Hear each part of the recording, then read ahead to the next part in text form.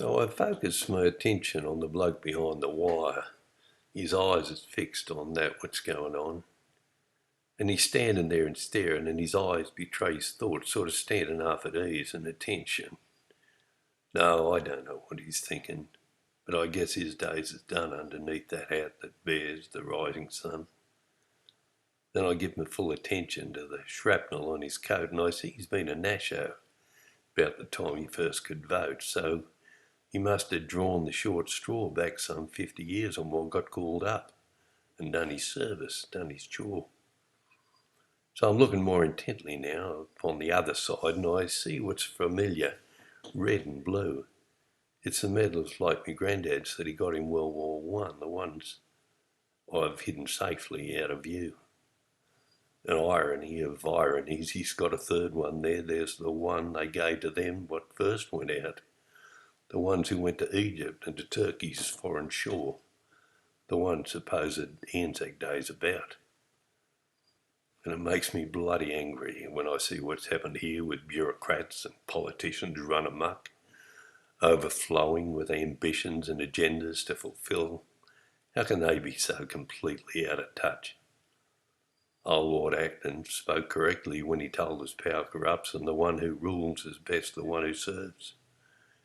Seems whoever 'tis we vote for, that a politician wins, and I suppose we gets whatever we deserves. And in these days I'm pondering wounded, weary men returned with lives forever changed by what they saw, and what they had to do when they was far away from home, and how when they came back they were ignored.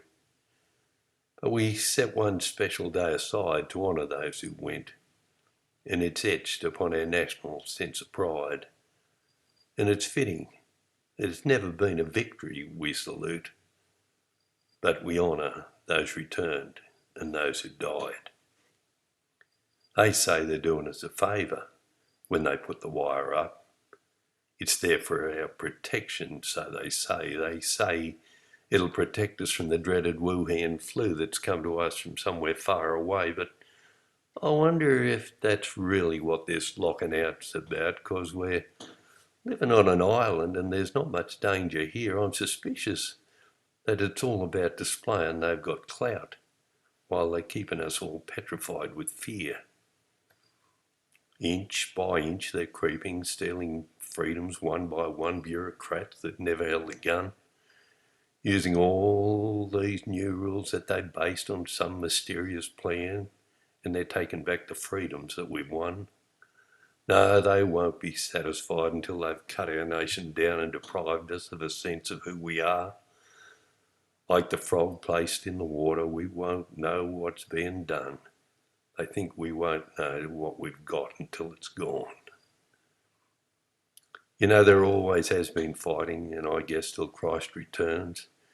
Men will have to turn their ploughshares into swords, because it's just the way the world is.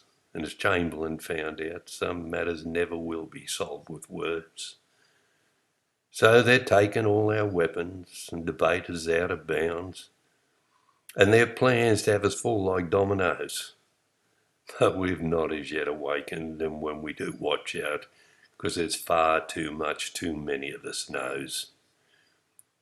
And the price of our submission's growing greater every day, and there's going to be a point at which we stall, because it's then that it won't matter what it might be that we lose, and it's there that it won't matter if we fall. Help's not going to come from outside. It's going to come from here when we find resolve to stand our ground and not give in to fear. When we find a hill to die on, it won't matter what they say, for their powers will be nothing in that day. So let them sit in ivory towers and make all the rules they like, because the reckoning is going to bring some truths from home. They can call out the militia, but it's only going to show just how desperate and frustrated they become. There's a sleeping giant out there, and he's got one eye awake, and when he stands, they'll know what he's about.